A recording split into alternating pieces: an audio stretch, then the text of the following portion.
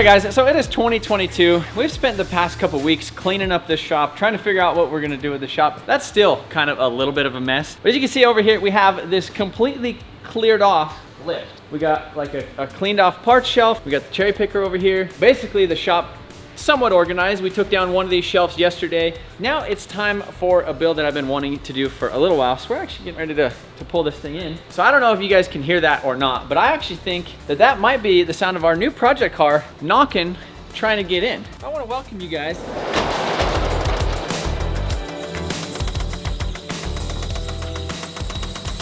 Welcome in. This, my friend, is a 2002 Lexus Is300, kind of known in America or the United States as the four-door Supra, or I guess that's what it could be. And essentially that's what we're gonna try to turn this thing into. It's kind of a four-door Supra. Nice rig! It is. Wow. Obviously you could hear the engine is knocking, but we have some plans to fix that. If you guys have seen or have been following like Jimmy Oaks or Adam LZ, kind of the car to build right now is like a JZX100 or like a Chaser, which is basically a car that just became 25-year legal in the United States. It's a four-door sedan, kind of luxury sedan that in Japan, some of them came factory with a 1JZ GTE vvti and a manual transmission. They're really awesome cars. I actually had a JZX90 for like 3 days in Japan and I drove it around Ebisu. I like JZs, I like Supras. I got kids, I got a family. I wanna go to the grocery store. What do you think would be the coolest car to take to the grocery store? Probably a Supra, maybe like a four-door Supra, where you could actually bring your friends, your family, your kid. We're gonna get started with this thing today, and I'm gonna show you guys what we have on the pallet over here in just a second to help us remedy that little problem we have under the engine bay. So, right here on this pallet, that, my friends, buddy, is a 1JZ GTE vvti engine, which just happens to be the 2.5 liter factory turbo engine that came in a JZX100 in Japan. Covered in a year's worth of dust. Well, actually I've had this engine for probably about 3 years so far. I bought it before the prices went high. So you used to be able to get these things shipped to your door for $1,200. Now, this, just an engine and auto tranny is $4,500. And if you get one with an R154 or manual transmission, almost $8,000, which is pretty crazy. The prices of Chasers or JZX100s or Mark IIs, basically the 100 chassis or the 100X chassis, the price of those are going up a lot. This Is300 I got for a deal. It's kind of one of those cars that's been in the back of my mind scrolling through Marketplace, because I always know I have a 1JZ right here and I have a W58 manual transmission. If I found a knocking Is300, I have the solution for it right here. That is our plan. We are basically gonna be building the four-door Supra. It's like a budget JZX100. There she goes. Underneath the hood of this thing is one of my favorite engines, 2JZ.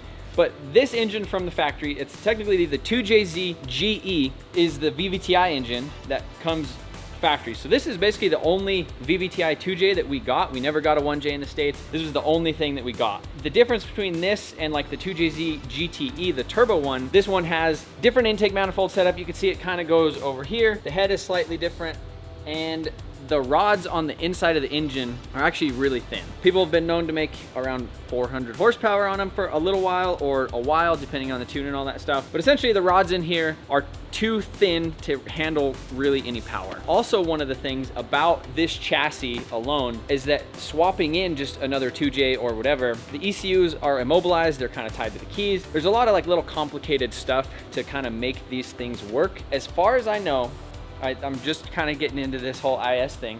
So this is basically gonna be the build for the next month, why we're sprinkling in some stuff with the Explorer and the Man Van and the S14. This is gonna be kind of a main little build. So like I said, one of the things about these chassis is that complicated ECU slash key system, the immobilizer. ECU Master actually makes a plug and play adapter. Everything plugs into the stock ECU, makes everything happy to make like the auto transmission and the gauge cluster and all that stuff work like factory, but then it pulls all those signals for the injectors and VVTi signal, all that stuff to modify with the ECU Master EMU Black, which, as you guys know, that is one of my favorite ECUs because I have it in pretty much everything that has like a turbo or anything like that on it. The options for making these fast is either turboing them, building them like that, swapping a 2J, which those things are insanely expensive, or swapping a 1JZ GT VVTi, which we happen to have sitting over there. I want to kind of play with it. I want to see what options we could get away with, if we could get away with that ECU for a while, because technically engine bay ECU, engine bay ECU, like most of the plugs are the same. I actually used an IS300 engine bay box in my S14 when I initially wired it with the stock ECU. All the same, everything plugs in, you just have to pin some of the wires out a little bit differently. Main thing that we want to do is get this engine out of here, but let's go over the outside of the body. So starting at the rear of this thing, it's obviously seen a little bit of sun. You can see some sun fade on the paint, but overall, everything is intact. I don't think it's ever been in any sort of major crash.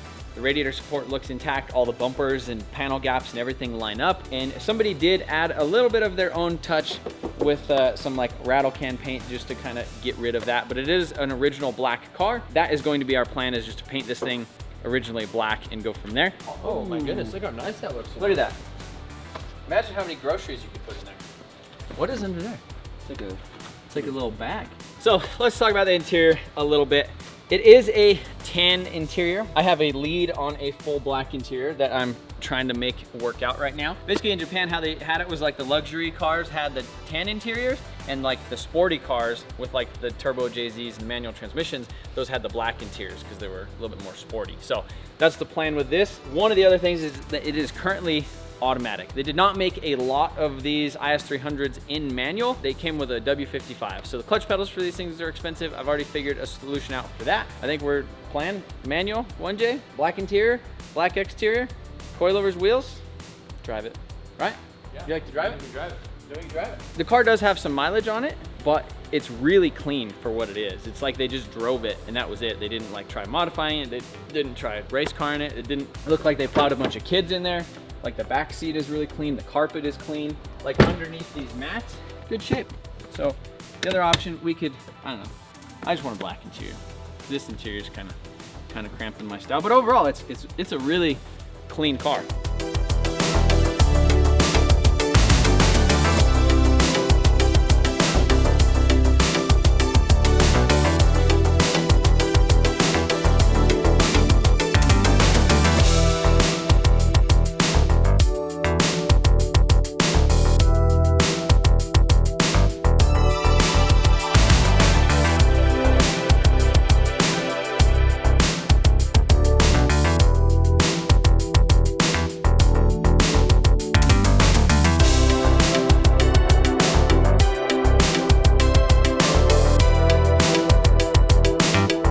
The interesting thing about these, like I mentioned earlier, was the whole engine bay fuse box. How I wired like my JZ, it pretty much looked like this on the inside. I stole all these clips from a IS300. My car is literally was like a plug and play. I just made like an extra little harness that plugged into this and gave this harness power right here. All this stuff just plugs in.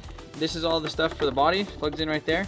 And if we go over to that 1J, it's gonna look exactly the same. So like, seemingly, you would be able to like almost take this whole thing out, replace the ECU with the 1JZ ECU, and then plug in all this like body stuff, and it would all plug in. 1JZ, look at this ECU, like it's pretty much the same plugs. There's 3 plugs with some wires, and then there's like this little jumper box thing, which I have the little plug to that. And then the ECU literally just goes straight in there like it's supposed to. Should be good. I don't know, I'm gonna have to do just a little bit of research.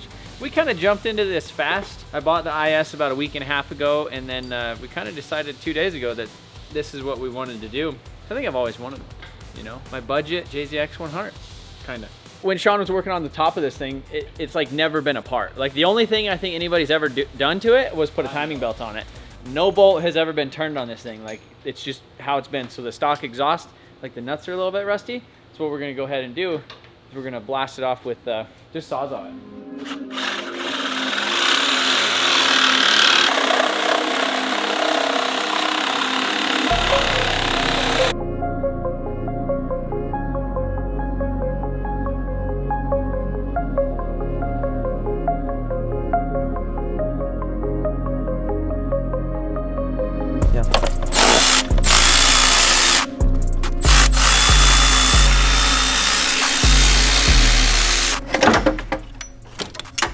Hey, what do you think those cats are worth? I don't know, I'll give you 20 bucks for them. Oh, thank you.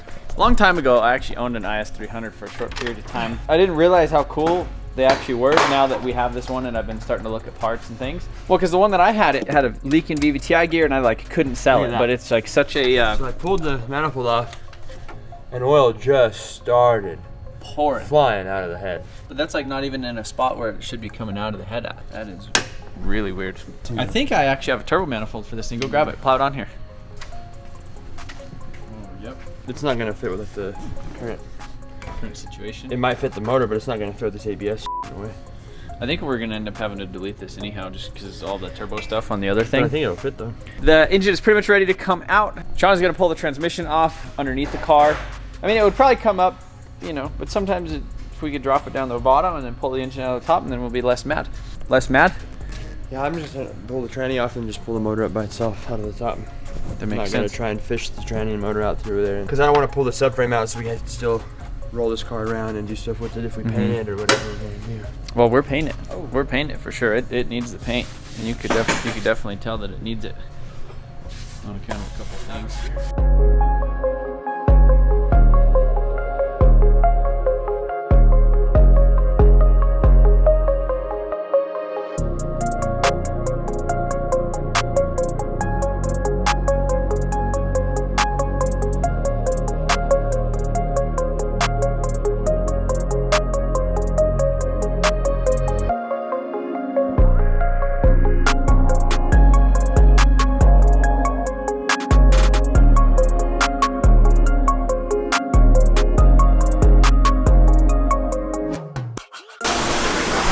All right, so engine tranny's out.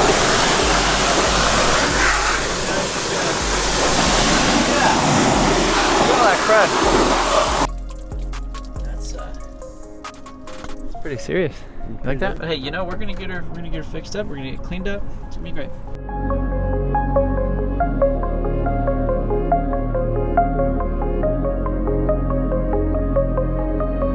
All right, guys. So. Engine bay is all pressure washed. Looks really good. There was like a pretty bad down decent amount of grease down there, but I mean, look at that subframe now. Brand new. Looks pretty much like brand new. So I don't know if we're gonna end up painting the engine bay on this thing. Maybe not. There's gonna be a lot of piping and things. I did just order an ABS delete kit for it. Ordered a bunch of maintenance stuff for the 1JZ GTE vvti over here. So this thing should be getting some updates to it before we stuff it in here. Probably the next video that you guys will see with this thing, basically part 2, will be us starting the bodywork and stuff on it with some primer videos. So appreciate you guys watching. Be sure to let me know in the comments what you guys think about this thing. Sean wants me to scrap that engine. I told him we're pretty much gonna order pistons and rods, and we're gonna have a built 2J now. Part of me, now that we got started on this thing and I've been looking at Is300 parts, I kind of wish it was a wagon. The wagons the wagons are really cool. And then there's actually an all-wheel drive variant in Japan. Actually, not this. You could get the stuff out of a Crown. But imagine like an all-wheel drive 2JZ wagon. That'd be really cool. So appreciate you guys watching. See you later.